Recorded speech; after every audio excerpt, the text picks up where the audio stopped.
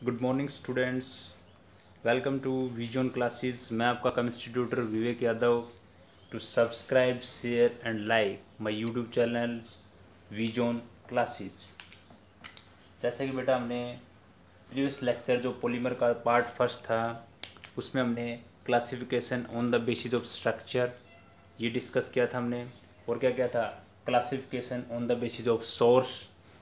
ठीक है, तो आज हम आपके लिए लेकर आए हैं इसमें classification on the basis of molecular force, कि इनके अंदर जो पॉलीमर है आपके उनके अंदर किस टाइप की फोर्सेस एग्जिस्ट करती हैं। तो फोर्स के अंदर हमारे पास फर्स्ट है इलास्टोमर, सेकंड है फाइबर, एक होता है थर्मोप्लास्टिक, एक होता है थर्मोस्टैटिक। तो सबसे पहले हम जानते हैं इलास्टोमर। जैसे नाम से ही है, इलास्टिसिटी मतलब जिसमें लचीलापन हो। तो इस टाइप का जो पॉलीमर होगा आपके पास उसके अंदर जो इंटरमोलिकुलर फोर्स ऑफ अट्रैक्शन वो वेरी वीक होंगे आपके पास। तो हमने मेंशन भी कर रखा है very weak intermolecular force and possess elastic character. Elasticity character मतलब क्या है, उसके अंदर ऐसे लचीलापन होता है जैसे रबर के अंदर होता है। तो हमने एक एग्जांपल वही लिखा है, natural rubber, buna S, buna N, neoprene etcetera. ये आपके पास आगे जब आप कोपोलिमराइजेशन हम डिस्कस करेंगे तो आगे आपके पास आएंगे कि बुन्ना एन कैसे है और बुन्ना एस आपका कैसे है। ठीक है, ये बुन्ना एन और एस आप आगे पढ़ोगे इसी के अंदर।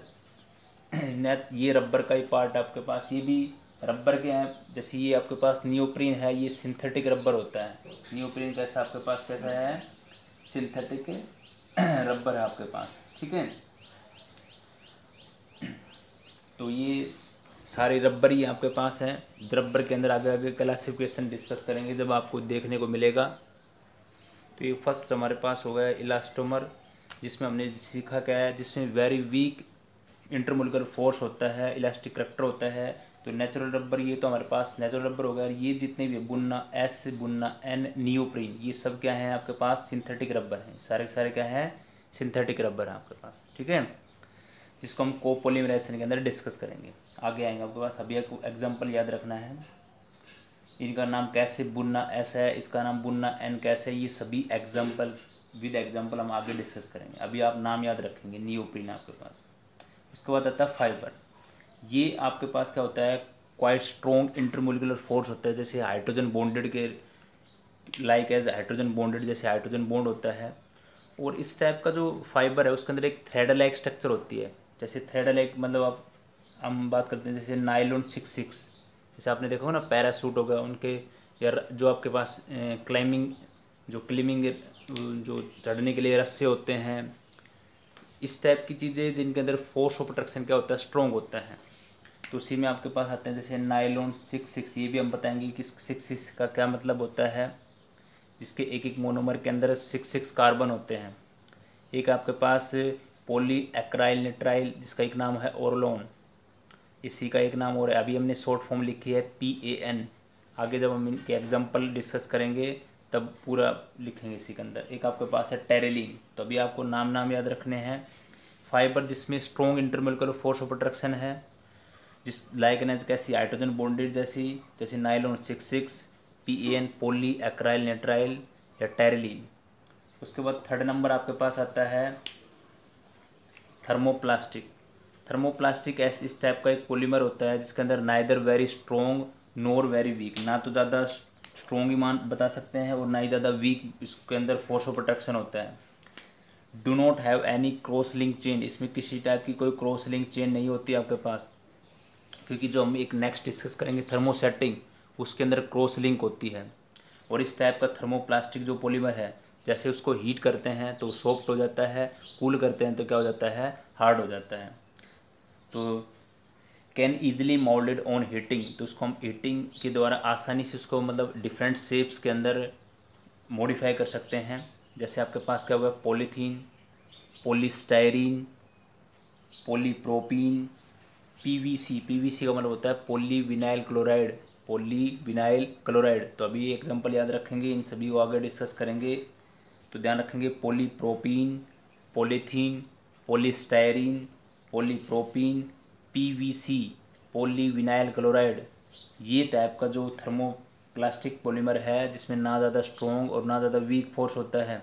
इसमें किसी टाइप की क्रॉस लिंक नहीं होती, इसलिए इसको आसानी से हम मोल्डेड कर सकते हैं ऑन हीटिंग। तो जैसे इसको हीट करते हैं तो ये क्या हो जाता है, सॉफ्ट हो जाता है, और कूल करते हैं तो क्या हो जाता है, हार्ड हो जाता है। ठीक है, तो ये था आपके पास थर्मो प्लास्टिक। तो ये तो हमने सीखा तीनों टाइप, इलास्टोमर, फाइबर और थर्मोप्लास्टिक। एक इसका पार्ट और है वो डिस्कस करते हैं जिसमें है, जिसका नाम है थर्मो सेटिंग। अब देखो बेटा, नेक्स्ट हमारे पास है थर्मो सेटिंग। तो नाम से है, मतलब इसके अंदर बार बार हम चेंज नहीं कर सकते, इसकी एक ही बार शेप बना सकते हैं हम। जैसे एक्सटेंसिव क्रॉस लिंक और polymer between polymeric chain on heating, जैसे इस टाइप के पॉलीमर को हीट करते हैं तो उसके अंदर जैसे क्रॉस लिंक, अभी हमने पीछे जो डिस्कस किया था ना क्रॉस लिंक स्ट्रक्चर में, कि ऐसी लीनियर चेन है और उसमें ऐसे cross link 3D type structure बन जाती है। ठीक है, तो इसके अंदर एक परमानेंट चेन बनती है, मतलब उसके मतलब कोई बार बार उसके अंदर चेंज नहीं कर सकते हैं। जैसे आपके स्विच बोर्ड है, एक बार उसकी शेप दे दी तो वही शेप रहेगी। अगर हम उसको हीट करेंगे तो क्या हो जाएगा, वो जल जाएगा, और जलने के बाद जैसे उसके अंदर बारीक बारीक जैसे चूर्ण पाउडर बन जाएगा, तो जिस पाउडर से हम दोबारा से उसकी शेप को मतलब चेंज मतलब बना नहीं सकते वैसी दोबारा शेप को। तो इसलिए इस टाइप के जो पॉलीमर है उसके अंदर जो चेंज होता है वो परमानेंट होता है, मतलब एक ही बार चेंज कर सकते हैं। जैसे हमने पीछे जो थर्मोसेटिंग था उसमें बार बार उसको हीटिंग या कूलिंग करके अलग अलग डिफरेंट शेप्स दे सकते थे, बट इसमें ऐसा नहीं कर सकते हैं।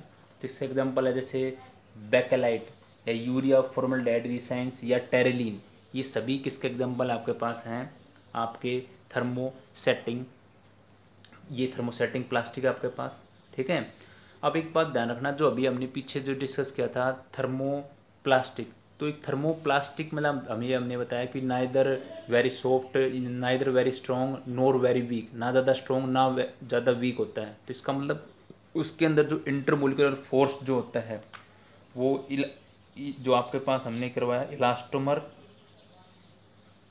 और फाइबर, तो इलास्टोमर और फाइबर के बीच में आपके पास कौन होता है, ये आपका थर्मोप्लास्टिक होता है। बीच में क्या होता है आपका थर्मोप्लास्टिक, मतलब सबसे ज़्यादा स्ट्रॉन्ग फोर्स तो इसमें होगा फाइबर में, उसके बाद कौन है थर्मोप्लास्टिक, और सबसे कम किस में होगा इलास्टोमर में।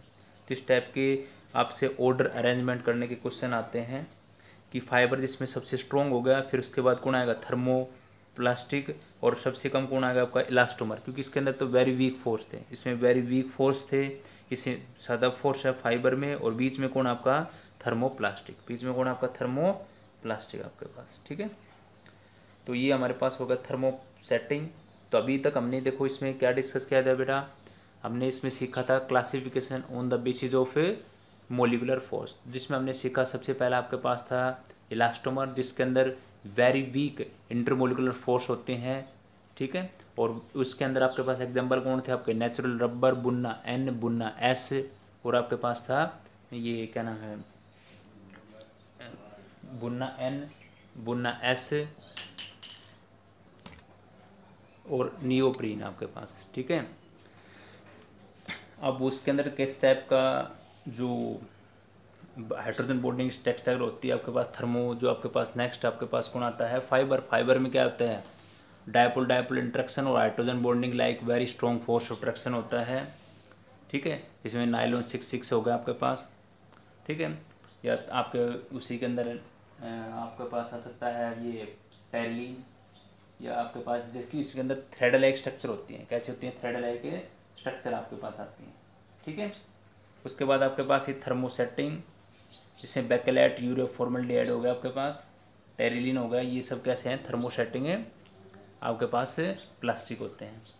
ये अब आता है इसके अंदर एक, जैसे हमने इसके जो स्ट्रक्चर डिस्कस की थी, कौन सी स्ट्रक्चर है, जैसे रिपीटेड जो आपने स्ट्रक्चरल यूनिट थी ना पॉलीमर की, उनको हमने दो टाइप से डिवाइड कर दिया।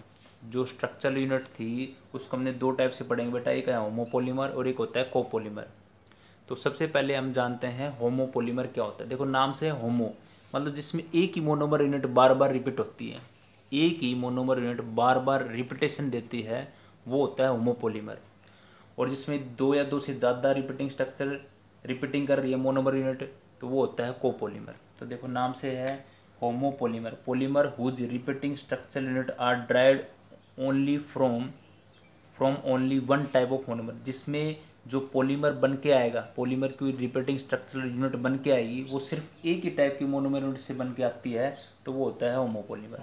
तो जितने भी एग्जांपल मैंने लिखे हैं ये अभी हम डिस्कस करेंगे नेक्स्ट में, कि जैसे पीवीसी ये एक ही टाइप के मोनोमर से बनता है, पॉलीविनाइल क्लोराइड, पॉलीएक्राइल नाइट्राइल ये भी एक ही टाइप के मोनोमर से बनता है, पीएमएमए पॉलीमिथाइल मेथाक्राइलेट ये भी एक ही टाइप के मोनोमर से बनता है, टेफ्लॉन, ठीक है, polystyrene, polypropene, polythene, nylon 6, cellulose, starch, ये सभी एग्जाम्पल किसके हैं, जिसके अंदर एक ही टाइप की मोनोमर यूनिट से आपके पास रिपीटिंग स्ट्रक्चरल पॉलीमर यूनिट बन के आती है, तो उसको बोलते हैं होमोपॉलीमर।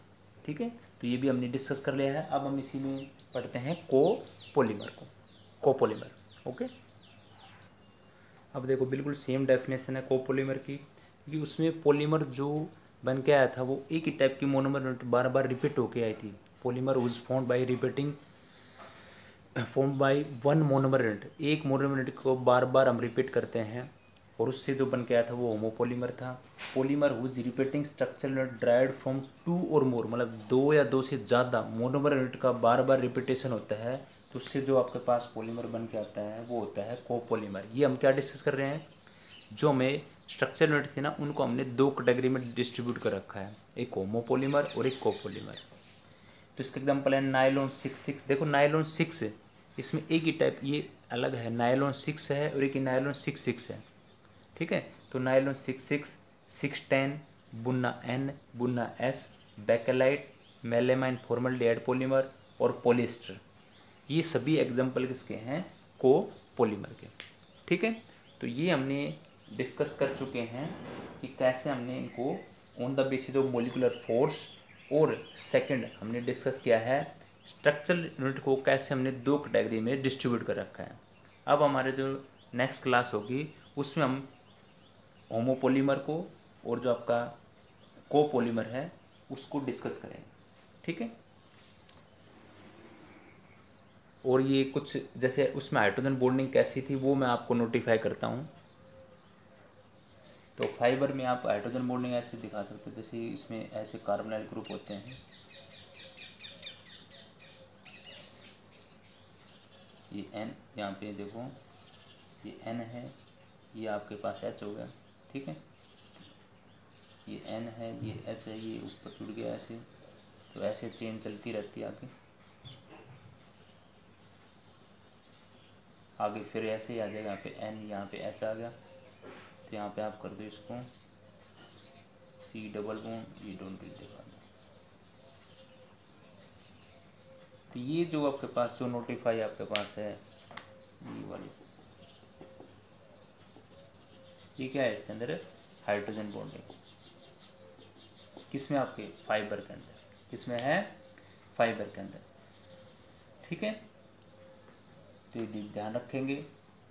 तो अब जो हमारे पास नेक्स्ट पार्ट होगा उसमें हम जो एग्जाम्पल हैं उनको डिस्कस करेंगे। Thank you. जो नए व्यूवर हैं प्लीज़ चैनल को सब्सक्राइब करें, लाइक करें और शेयर करें विजन क्लासेज को।